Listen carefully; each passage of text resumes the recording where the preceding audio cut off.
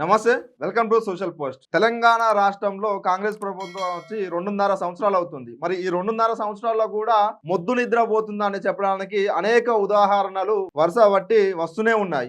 వరంగల్ కు చెందిన ఎంజిఎం ఆసుపత్రిలో రోగుల పరిస్థితి చాలా దయానీయ స్థితిలో ఉన్నారు. ఎందుకు అంటే అక్కడ వీల్ చైర్ లేకుండా ఆ సిచ్యువేషన్ లో వాళ్ళ కుటుంబ సభ్యులు ఎవరైతే ఉంటారో ఆ రోగిని వాళ్ళ భుజాలపై మోసుకపోతున్న పరిస్థితి మరి ఈ రోజు చూస్తున్నాం. మనం తెలంగాణలో 12.5 సంవత్సరాల తెలంగాణ సాధించుకున్న తెలంగాణలో ఇలాంటి దౌర్భాగ్యము మరి గత 2 దఫాలు కూడా బీఆర్ఎస్ ప్రభుత్వం ఉంది. అది ఎప్పుడు కూడా పునరావృతం కాలేదు. మరి అలాంటి ప్రభుత్వాన్ని కాదనుకొని కావాలనుకొని ఏరి కోరుకొని ఈ ప్రభుత్వాన్ని నిలబెడితే ఈ ప్రజలను ఇట్లా నిర్దాక్షిణంగా మోసం చేస్తున్న పరిస్థితి. మరి ఒకవైపు ఆరోగ్య పరిస్థితి బాగాలేక ఆరోగ్యం గురించి ఆ ఆసుపత్రికి వెళ్తే ఆసుపత్రిలో కనీస సౌకర్యాలు లేవు. కనీస సౌకర్యాలు వాళ్ళకు మెయింటైన్ చేసేందుకు వరంగల్ ఎంజిఎం హాస్పిటల్ అంటే ఉమ్మడి వరంగల్ జిల్లాలో కూడా అతిపెద్ద హాస్పిటల్, గవర్నమెంట్ హాస్పిటల్. మరి అలాంటి హాస్పిటల్లో ఇలాంటి సౌకర్యాలు లేకుండా రోగులు ఇంత ఇబ్బంది పడుతుంటా కూడా మొద్దు నిద్రపోతుంది ఈ కాంగ్రెస్ ప్రభుత్వం. మరి ప్రజలు ఏరు కోరుకొని ఆ ప్రభుత్వాలు వద్దనుకొని బీఆర్ఎస్ ప్రభుత్వాన్ని వద్దనుకొని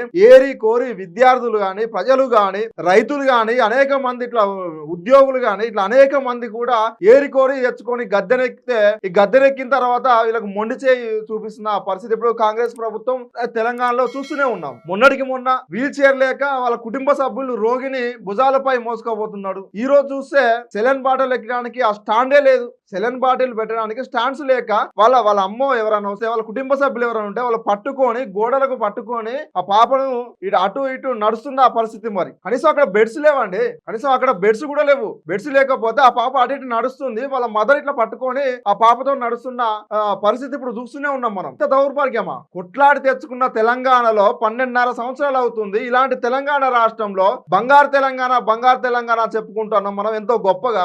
మరి ఈ ప్రభుత్వం వచ్చి 2.5 సంవత్సరాలు అయితే 2.5 సంవత్సరాల్లో కూడా ముద్దు నిద్రపోకుండా ఇలాంటి చర్యలు వస్తుంటే కూడా చర్య తీసుకోకుండా మరి వైద్య ఆరోగ్య శాఖ మంత్రి దామోదర్ రాజనరసింహ గారు ఏం చేస్తున్నారు? మీకు కనిపించట్లేవా? మీకు ఏ హాస్పిటల్లో ఏముంది ఏంది? మరి మొన్నటికి మొన్న టిమ్స్ అని ఇక్కడ సనత్ నగర్ లో ఓపెన్ చేసిన హాస్పిటల్లో కూడా కనీస సౌకర్యాలు గాని కనీసం వాళ్ళకు జీతాలు కూడా ఇవ్వని పరిస్థితుల్లో వాళ్ళు ధర్నా చేస్తున్నారు. వాళ్ళు ధర్నా చేస్తుంటే జర్నలిస్టులు అందరం పోయి కవర్ చేసి వాళ్ళ బాధ ప్రపంచానికి వినపెడతామంటే మమ్మల్ని లోనికి కూడా అనుమతించని మరి సన్నివేశాలు ఎన్నో చూసాం. మొన్నటికి మొన్ననే ఎంతో అంగరంగ వైభవంగా దాన్ని ఓపెన్ చేశారు. ఓపెన్ చేసిన 2 రోజులకే అలాంటి పరిస్థితి. మరి అలా పనిచేస్తున్న కార్మికులే ధర్నాలు చేస్తున్న పరిస్థితి. వాళ్ళకి డబ్బులు రావట్లేవని. ఏంటండి దౌర్భాగ్యం? కొట్లాడి తెచ్చుకున్నాం తెలంగాణలో 10 సంవత్సరాలు కొంచెం అంతో ఇంతో నయంగానే ఉంది. మిమ్మల్ని కావాలని గద్దెనెక్కించినాం. మరి తెలంగాణ ప్రజలు అడుగుతున్నారు ఒకవైపు నిన్ను కావాలని ఆ ప్రభుత్వం వద్దనుకొని పక్కన పెట్టి మీ ప్రభుత్వాన్ని తెచ్చి మా నెత్తి మీద పెట్టుకున్నాం.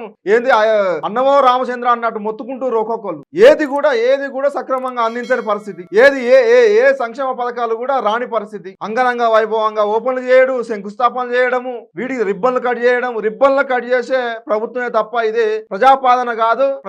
ప్రజలకు సంక్షేమ పథకాలు ఇచ్చే ప్రభుత్వం అసలు కానే కాదు. ఇంత దౌర్భాగ్యమా? ఒకవైపు వీల్ చైర్ లేక వాళ్ళు భుజాలపై తీసుకోబోతున్న పరిస్థితి, సెలెన్ స్టాండ్స్ లేక వాళ్ళ తల్లిదండ్రులు ఎవరుందరో వాళ్ళు పట్టుకొని ఉన్న పరిస్థితి. ఓ డాక్టర్ ఉండడు, 100 మంది రోగులు ఉంటే ఒక డాక్టర్ కూడా ఇన్ టైమ్ లో ఉండరు. వాటిపై ఎవరు కూడా యాక్షన్ తీసుకోరు. ఏం చేస్తున్నారు మంత్రులు అందరూ? ఏం చేస్తున్నారు? నిద్రపోతున్నారా? నిద్రపోవడానికి కాదు మిమ్మల్ని ఎన్నుకున్నది, నిద్రపోవడానికి కాదు మిమ్మల్ని అధికారంలోకి కట్టబెట్టింది. ప్రజల సంక్షేమాలు చూస్తారని, ప్రజలను మంచి విద్య గాని వైద్యం గాని ఆరోగ్యం గాని ఇలాంటి ఏమన్నా ప్రజలకు ఇస్తారేమో అని మిమ్మల్ని గద్దెనెక్కించారు ప్రజలు. అలాంటి ప్రజలు మీరు పక్కగా పెడుతున్నారు. మీరు అలాంటి ప్రజలను కావాలని కోరి తెచ్చుకున్న ప్రభుత్వం ఏదైతుందో ప్రజలను పక్కగా పెడుతున్న పరిస్థితి అందరు చూస్తున్నారు. అందరు గమనిస్తూనే ఉన్నారు మీ పాలనని. ఎక్కడ చూడు రిబ్బన్ కట్టింగులు. గత ప్రభుత్వంలో ఇచ్చిన ఉద్యోగాలు ఏతుందో వాటికి పత్రాల వరకే పరిమితం అయిపోతుంది. వాళ్ళకి ఏదైతే కాల్ లెటర్స్ ఉన్నాయో అవి ఇవ్వడం వరకే పరిమితం అవుతుంది. ఇప్పటి వరకు ఒక నోటిఫికేషన్ ఒక 50,000 ఒక 20,000 జాబ్ నోటిఫికేషన్ వేసిన దాఖలు లేవు తెలంగాణ రాష్ట్రంలో. మరి ఏం చేస్తున్నారో మీరు? ఏం పాలనో ప్రజాపాలన అంటారు. ప్రజల్ని మభ్య పెడుతున్నారు, ప్రజల్ని మోసం చేస్తున్నారు. ప్రజలు మిమ్మల్ని క్షమించారు. ఏ విధంగా అయితే బీఆర్ఎస్ పార్టీని బొంద పెట్టిర్రో అతి త్వరలోనే మిమ్మల్ని కూడా బొంద పెడతారు ప్రజలు. మీ పార్టీని మిమ్మల్ని బొంద పెడతారు. చూస్తూనే ఉండండి సోషల్ పోస్ట్.